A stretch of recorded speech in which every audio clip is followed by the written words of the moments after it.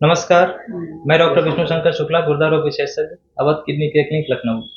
आज हम लोग मुलाकात कराएंगे आपकी अम्मा जी से, कृष्णावती जी से। इनकी मुलाकात हमारी लगभग 1 महीने पहले हुई थी। यहाँ पे एक पास में विष्णु हॉस्पिटल, वहाँ पे एडमिट थी और हमको दिखाने लाया गया था। उस समय इनको सांप ने काटा था। इनकी क्रिएटिन काफ़ी बढ़ी हुई थी, कुछ डायलिसिस भी हुई थी। फिर इनकी ट्रीटमेंट शुरू हुई और राम जी के आशीर्वाद से भी पूरी तरह ठीक है ये। इनकी आज की क्रिएटिन 0.49 है, 0.5 के आसपास में, मतलब बिल्कुल नॉर्मल है। और अम्मा जी भी ठीक है। अभी अम्मा जी अपने बारे में बताएं। अम्मा जी, क्या नाम है आपका? कृष्णावती, कहाँ रहते हैं बहराइच जिला। आप?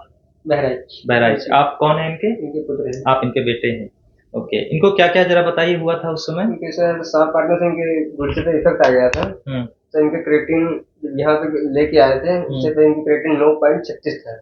अच्छा। अब एकदम आपकी दवा से एकदम नॉर्मल हो गया है, 0.49 बचा हुआ है। उस समय डायलिसिस कितनी हुई थी इनकी? 3 हुई थी। 3 डायलिसिस हुई थी। अच्छा अच्छा।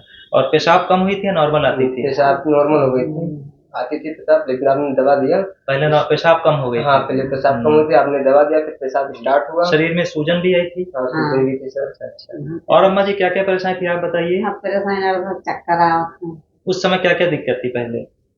पहले हाँ, जब बीमार पड़े थे। बीमार पड़े रहे तो डॉक्टर साहब बहुत रहा है, उनका बहुत दिखा चीन नहीं पाए थे, चक्कर भी आए थे। जी जी और क्या बोलते सूझ गया रहा हाथ पैर सब। जी जी। तब यहाँ लाए हमका। जी जी तो हमका कुछ आराम ना। जी। आज 1 महीना 14 दिन हुआ। हम्म। तो कल से हम कहा चलो डॉक्टर साहब के पास आप पूरी तरह ठीक हो गए? जांच करा लो। ठीक है।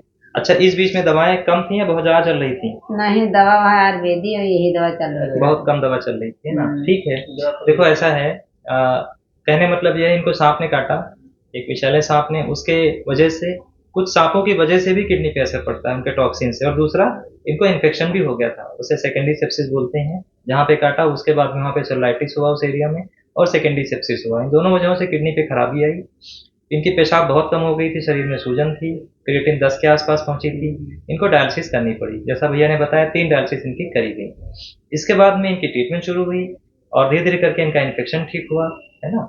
और फिर ईश्वर के आशीर्वाद से अभी लगभग पूरी तरह सामान्य है। कुछ कमजोरी है, वो भी ईश्वर चाहेंगे तो ठीक हो जाएगा। क्रिएटिन पूरी तरह से नॉर्मल हो गया है, किडनी पूरी तरह से सामान्य हो गई, क्रिएटिन 0.49।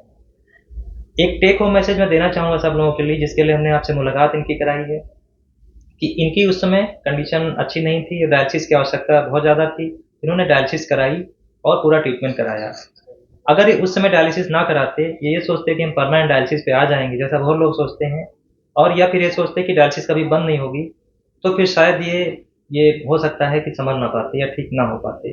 तो डायलिसिस की वजह से ही ठीक हुए। उस समय डायलिसिस हुआ, इनकी खराबी कम हुई, इसके साथ साथ ट्रीटमेंट भी शुरू हुआ और अब पूरी तरह से ठीक हो गए। आपके सामने बैठे हैं, क्रिएटिन 10 से घटकर 0.5 के आसपास पहुंच गया, नॉर्मल हो गया। ठीक है। तो कहने मतलब यही है कि अगर किसी को एक्यूट किडनी इंजरी होती है या एक्यूआईएन सीकेडी होता है, डायलिसिस की आवश्यकता है, तो उसमें डायलिसिस करनी जरूर चाहिए। ठीक है। आगे की चिंता हमको नहीं करना है, डायलिसिस बंद होगी या नहीं होगी, ईश्वर चाहेंगे सब बेटर हो जाएगा। डायलिसिस बंद भी हो जाती है, बहुत बार बंद होती है। ठीक है। लेकिन सर्वाइवल की डायलिसिस जरूरत अगर उस समय है, तो हमको डायलिसिस जरूर करना चाहिए। ठीक है। नमस्कार।